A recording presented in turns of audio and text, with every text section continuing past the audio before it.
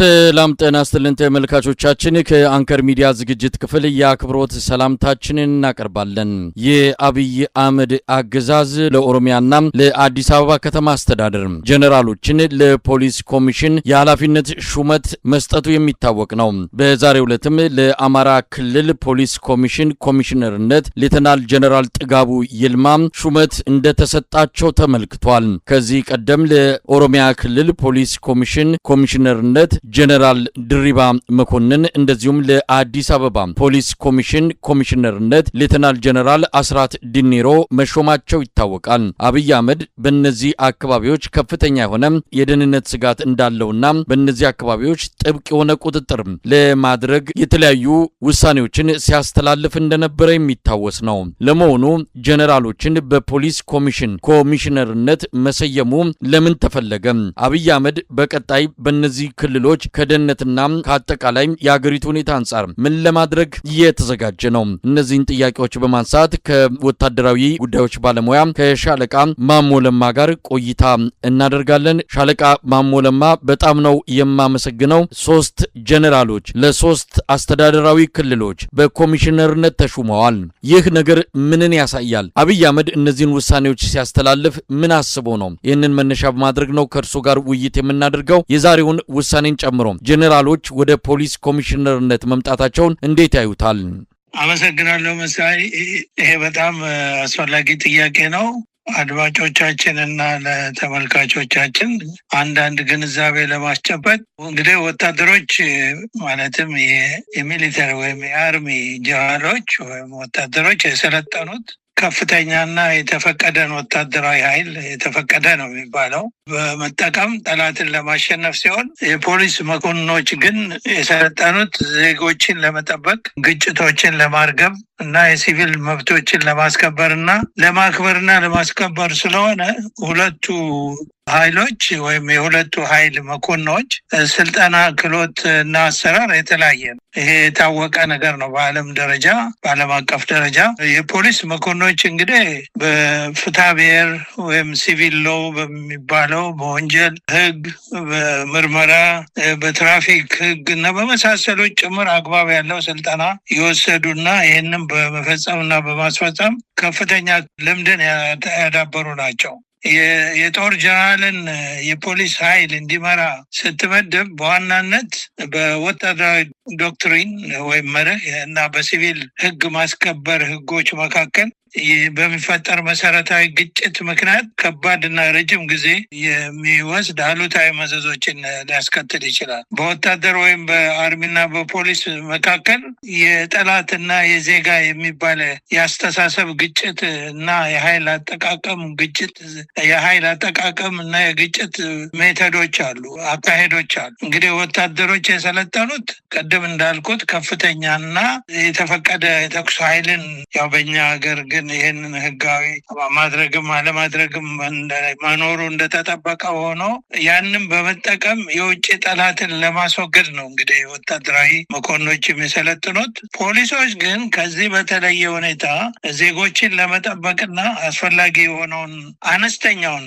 የኃይል መጠን ብቻ ለመጠቀም ነው የሚሰለጥኑት እና ይሄ ከፍተኛ በመሀሉ ከፍተኛ ልዩነት አለው እና በግጭት ረገድም ግጭትን ማባባስና ማርገብ ኤስካሌሽን እና ዲኤስካሌሽን የሚባለው ማለት ነው። ወታደራዊ ታክቲኮች በግንባር መስመር ላይ ፍጹም የበላይነትን ማግኘት የሚያስቀድሙ በመሆናቸው ለምሳሌ እንደ ህዝብ ቁጥጥር፣ ውይይትና ገዳ ያልሆኑ መቆጣጠሪያ ሜቶዶችን የመጠቀም የመደበኛ ፖሊስ ዘዴዎችን ወታደራዊ አዛዥ አውቅም አይጠቀምም እና ፖሊሶች ግን ይሄንን ዘዴ ነው የሚጠቀሙት። ልዩ ልዩ የቁጥጥርና የውይይት መቆጣጠሪያ ዘዴዎች የሚጠቀሙ በኃይል በተለይ ኦፊሰሮች ሲሰለጥኑ የሚሰጡት ትዕዛዝ፣ የሚሰጡት ስምሪት፣ የሚያደርጉት ቁጥጥር፣ የሚያደርጉ ክትትል ሁሉ ወይም ደግሞ የሚሰጡት ብይን ሁሉ ይሄንን መሰረት ያደረገ ነው። የአርሚ ኦፊሰር ወይ አርሚ መኮንኖች ግን ቀደም እንዳልኩት ወታደራዊ ኃይል በውጊያ ላይ ያተኮረ የአመራር ዘይቤ ውስጥ ስለሆነ ስልጣናቸውም ሙያቸውም ክህሎታቸውም ልምዳቸውም እና በሲቪል መብቶች ጥሰቶችን ህገወጥ እስራቶችና ኃይለኛ የሆነ የፍተሻና የመያዣ እርምጃዎችን እንዲጨምሩ ያደርጋል። የወታደር አመራር ሲኖር ለምን በፖሊሱ መስመርና በፖሊሱ ህግ መሰረት የሰለጠነ ባለመሆኑ እነዚህ ሁለት ነገሮች የሚጋጩ ነው የሚሆኑት እና ከዚህ ሌላ እንደዚህ ወታደራዊ አሰራር እና የወታደራዊ አዛዥ አመራር በሚኖር ጊዜ በህዝብና በፖሊስ ኃይል መካከል እምነት ማጣት ይፈጠራል እና ከማህበረሰቡ ፖሊሱና በማህበረሰቡ ይራራቃል የሚል ነው የዓለም ተሞክሮ። ስለዚህ ለፖሊስ ስራ የወታደራዊ አሰራርን መከተል በጦር ሜዳ አስተሳሰብና ጥበቃ ስር ያውላል ህዝብን። ምናልባት ይህም ተፈልጎ ሊሆን ይችላል። አሁን በኢትዮጵያ ውስጥ ይሄ ሹመት በየቦታው የሚበረታው እና ማህበረሰቡ ደግሞ እንዲህ በሚሆን ጊዜ ህግ አስከባሪውን እንደ ጠባቂ ሳይሆን ማለት ፖሊሱን እንደ ወራሪ ኃይል ሊያው ይችላል እና ሌላው ነገር እዚህ ላይ የአርሚ ጀነራሎች እንደዚህ አሁን በየክልሉ ወታደራዊ ሹመት በሚያገኙ ጊዜ ወይም የበላይ ሆነው ተሹሞ በሚሄዱ ጊዜ በፖሊስ ሰራዊት ወይም ሲቪል ፖሊስ የሚባለው ውስጥ የረጅም ጊዜ አገልግሎት ያላቸው የፖሊስ መኮንኖችን በመተው ከአርሚ እያመጡ ላቸው ላይ በሚሾሙበት ጊዜ የፖሊስ ኃይል መኮንኖች የውስጥ የሞራል መሰበር እና መጎዳትን የመዋቅር መናጋትን ያመጣል። በብዙ ዓለም ሀገራት ህገ መንግስት በተለይ ዲሞክራሲ ባለባቸው ሀገራት አምባገነንነትን እና ስርዓት አልበኝነት ወይም ደግሞ የህዝብና የፖሊስ ግንኙነትን የሚያሻግር አምባገነናዊ ጭቆና እና ለአምባገነናዊ ስርዓት ቁጥጥር የሚያመች ሁኔታን ስለሚፈጥር ህግ የበላይነት ባለበት እና ዲሞክራሲያዊ ስርዓት ባለባቸው ሀገሮች የአርሚ ጀነራልን የአርሚ ኦፊሰሮችን በፖሊስ አዛዥነት መሾም ወደ አምባገነን ስርዓት የሚወስድና ዲሞክራሲን የሚያፋልስ ተደርጎ ስለሚታይ የተወገዘ ነው፣ የማይፈለግ ነው፣ የማይደረግ ነው። ሻለቃ ማሞ አሁንም ስርዓቱ አምባገነን ነው በስልጣን ላይ ያለው የአብይ አህመድ አገዛዝ። ምናልባትም ሌላ ቃል ካልተገኘለት በስተቀር ከአምባገነንም በላይ ነው። ይሄ ስርዓት ወደ አምባገነንነት ይወስዷል ይባላል ወይ? እንዲህ አይነት እርምጃዎችን በሚወስድበት ጊዜ ከአምባገነን በላይ ምን ሊሆን ነው? ምናልባት ወታደራዊ አገዛዝም ከዛም በላይ ሌላ ልንጠቅስለት እንችላለን። ምክንያቱም እንዲህ ከማድረጉም በፊት እነዚህን ወታደራዊ ጀኔራሎች ለፖሊስ ተቋማት ኃላፊ አድርጎ ከመሸቡ በፊትም በጣም አምባገነን መንግስት እንደሆነ የተለያዩ ዓለም አቀፍ ተቋማት፣ የሰብአዊ መብት ድርጅቶች፣ ጋዜጠኛ መብት ተሟጋቾች በሙሉ እየገለጹት ያለ አገዛዝ ነው። ስለዚህ እንዲህ ማድረጉ ወደ ምን እየሄደ ነው ማለት እንችላለን? በትክክል ኢትዮጵያ ውስጥ ያለው አገዛዝ አሁን በስልጣን ላይ ያለው አገዛዝ ከአምባገነንም የከፋ የጠባብ የዘር ፖለቲካ የሚያራምድ አገዛዝ ስለሆነ ከዛም የላቀ በሀገርና በሕዝብ ላይ ከፍተኛ በደልና ሕግ አልባነት የሚያመጣ እንደሆነ በተግባር እየታየ ነው። ግን ምንድነው የዲሞክራሲና የሕግ የበላይነት የፍትህ በሰፈነባቸው ሀገሮች ቀጥተኛ ትርጉሙ አርሚ ኦፊሰርን የፖሊስ ሰላማዊ ፖሊስ አዛዥ አድርጎ መሾም ወደ አምባገነናዊ መንግስትነትና ወደ ጭቆና ወደ ዲሞክራሲ ስርዓት መናጋት የሚወስድ አድርገው እንደሚወስዱት ለመግለጽ ነው ያንን ያነሳሁት። ግን አሁን ኢትዮጵያ ውስጥ ባለው ሁኔታ ያለው የብልጽግና አገዛዝ ዴስፐሬሽን ይመስለኛል ይሄን የሚያደርገው። ለምን በሽምቅ ውጊያ እና አንዳንድ በዚህ በድራግ ንግድ ሀገርን ሽብር ላይ በሚሆን ጊዜ እንደዚህ የአርሚ አዛዦችን ወደ ፖሊስ አዛዥ ነበር መለወጥ ብዙ ሀገራት ላይ እንዲህ አይነት ተሞክሮ ተካሂዶ በብዙ ሀገራት ላይ ከፍተኛ ጉዳት አምጥቷል። ለምን የፖሊስ ሰንተን የዚህ ህግን ተከትሎ የመስራት አቅም ያለው በፍትሐ ብሔር ህግ፣ በሲቪል ሎ፣ በወንጀል ህግ ተመርቶ የሚሰራ የፖሊስ ኃይል በወታደራዊ አመራር ምክንያት ወደ ወታደራዊ ኃይልነት እየተለወጠ ስለሚሄድ በህዝብና በሀገር ላይ ከፍተኛ ጉዳት ያመጣባቸው የብዙ ሀገር ተሞክሮች አለ እና አሁንም ካለው ዴስፐሬሽን አኳያ ያለውን የሽምቅ ውጊያ በሌላ መንገድ ከመፍታት ይልቅ የፖሊስ ኃይሉንም ጠቅልሎ ምናልባትም ይሄ የፖሊስ ኃይል ሆኖ የተዋቀረው ከህዝባዊ ኃይልና ከአሁን በፊት ልዩ ኃይል ይባሉ ከነበሩት ጋራ አሁን ልዩ ስም የተሰጣቸው ምናልባትም ከሚሊሻ ኃይል ጋርም በማቀነባበር በአንድ የበላይ የፖሊስ ስራ አድርጎ በመምራት ከመከላከያ ወይም ከአርሚው ጋራ ወደ ጸረ ሽምቅ ውጊያም የሽምቅ ውጊያውን ለማጥፋት በሚደረገው ጦርነት ውስጥ ለማስገባት የታቀደና የታሰበ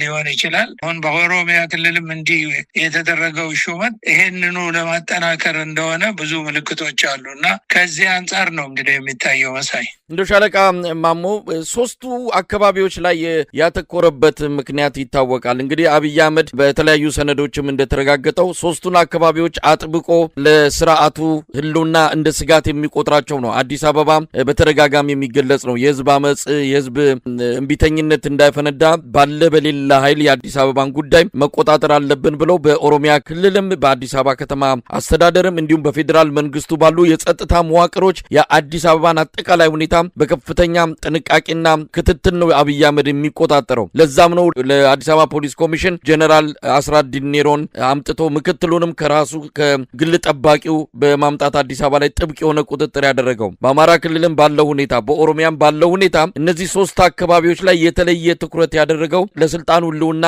አደጋ ናቸው ብሎ ስላመነ ነው። ምናልባት ይህም በማድረጉ እነዚህ አካባቢዎች ላይ ምን የተለየ ነገር ሊደረግ ይችላል? እነሱ በተለየ ሁኔታ ለአብይ አህመድ የህልውና አደጋ መልስ ሊሰጥ የሚችል ቁጥጥር ሊያመጡለት ይችላሉ? ምን የተለየ ነገር ሊያይ ይችላል እነዚህን ሰዎች በመመደቡ? አመሰግናለሁ። ቅድም እንዳልኩት ይሄ በነገሮች ከዴስፐሬሽን የመጣ ነገር ነው የሚሆነው። ብዙ ጊዜ እንደዚህ አምባገነን መንግስታት በእኛም ዘመን አይተነዋል። መጨረሻ ላይ ለተነሱ በሀገር ውስጥ ለተነሱ የእርስ በርስ ጦርነቶች ወይም የሽምቅ ውጊያዎች ፖለቲካዊ መፍትሄ መስጠት የማይችሉ የማይፈልጉ ስለሆነ የሚወስዱት ዴስፐሬሽን እርምጃ መጨረሻ ላይ አንዳችም ውጤት አያመጣም። ከመጨረሻው ጥቃትና ከመጨረሻው ከስልጣን መገፋት ለመዳን የሚወሰዱ እርምጃዎች ናቸው። በብዙ ጊዜ በዛን ዘመንም በመጨረሻው በ82 ከ81 በኋላ በእኛ ዘመን በደርግ ዘመን በደርግ አገዛዝ ዘመን ብዙ የኢሰፓ አባላት ምንድነው እንደዚህ የቀበሌ ምናምን እንደዚህ እየተባለ እየተደራጀ እንጦጦን ዙሪያ ሌላ ቦታ ወታደራዊ መሬቶች ላይ ምሽግ ተሰርቶ የመጨረሻው መከላከያ ይሆናል እንደዚህ የሚል ብዙ ውጣ ውረድ ብዙ እንትን ሲታይ ነበረ እና አሁንም ቅድም እንዳልኩት ይሄ በፖሊስ ስር ህዝባዊ ኃይሉን አደራጅቶ የመጨረሻ ምሽግ ለማድረግ ታስቦ የሚደረግ እንደሆነ ገምታለሁ። ለምን ፖሊስ ሰራዊት መሳሪያ አለው። ዓላማና ተግባሩ ስልጠናው ሌላም ቢሆን መሳሪያ መተኮስ ይችላል ከሰላማዊ ሰው በተለየ ሁኔታ። ሌሎቹም ከሲቪሊያን ኃይሎች ጋር እነሱን አቀናጅቶ ሌላ ኃይል ለመፍጠር ነው ከአርሚው በተጨማሪ ጥረት እየተደረገ ያለው። እንደዛ እንደሆነ ነው ምልክቶች የሚያሳዩት። ግን መጨረሻ ላይ ይሄ ከየትኛውም ከሚመጣ የህዝብ ድጋፍ ካለው ኃይል የሚያድን አይሆንም። መጨረሻ ላይ ይሄ ሁሉ አንድም ነገር ሳይሰራ ሊፈርስ የሚችል ነው የሚሆነው። ግን እነሱ አምባገነን አገዛዞች ካለባቸው ጭንቀትና ያው ከስልጣናቸውን ላለማጣት ከዚህም የባሰ ብዙ ነገሮችን ሊያደርጉ ይችላሉ። ግን የህዝቡ አእምሮ ውስጥ ያለው ልብ ውስጥ ያለው እና እነሱ የሚያስቡት አንድ አይሆንም። መጨረሻ ላይ ውጤቱ ተቃራኒ ነው የሚሆነው። አንድም እኛ እኮ በአንድ ግንባር ያለ አንድ አርሚ እኮ ምንም አይነት ውጊያ ሳያደርግ እኮ በቃ እንዳለ እኮ ምንም ነገር ሳያደርግ አዲስ አበባ እኮ ተደርሷል። ገና ደሴ፣ አሁን በወሎ በኩል ደሴ ከዛ በላይ ያሉ መሬቶች ካራ ደብረሲና ምን ድረስ ስንት ነገር ስንት ወታደራዊ መሬቶች ስንት የውጊያ መሬቶች አሉ እየተባለ ምንም ነገር ሳይሆን እኮ ነው። የአዲስ አበባ ዙሪያም ሲፎከር ወዲያ ወዲህ ሲወጣ የነበረ አዲስ አበባም ዙሪያ የተደረገ ውጊያ የለም። እንደዚሁ ነው። አንዴ መፍረስ ሲጀምር ይፈርሳል። ይሄ የታወቀ ነገር ነው። የአምባገነን አገዛዞች ዲፌንስ ወይም የመከላከል እቅድ በዴስፐሬሽን የሚሰሩት ስራ ሁሉ መጨረሻ ላይ የእምቧይ ካብ ነው የሚሆነው። ውጤት አያመጣም። ይሄ ደግሞ የትላንትና ትዝታ ነው። እነሱ ይሄንን አሁን አይምሯቸው ይሄንን ስንናገር ያኔም አይሰሙም ነበረ፣ አሁንም አይሰሙም። ስለዚህ ከዛ ከዴስፐሬሽን የመጣ እንደሆነ ነው የማየው። ምንም የሚያመጣው ለውጥ የለም ነው ብዬ ነው የምደመድመው። መሳይ በጣም ነው የማመሰግነው። ሻለቃ ማሞ ለማ የወታደራዊ ጉዳዮች ባለሙያ፣ ለአጭር ማብራሪያ ፈልጌዎት ነበር የደወልኩት። በቂ ማብራሪያ አግኝተናል። በጣም አመሰግናለሁ በአድማጮች ስም። እኔም አመሰግናለሁ መሳይ። ደህና ዋል።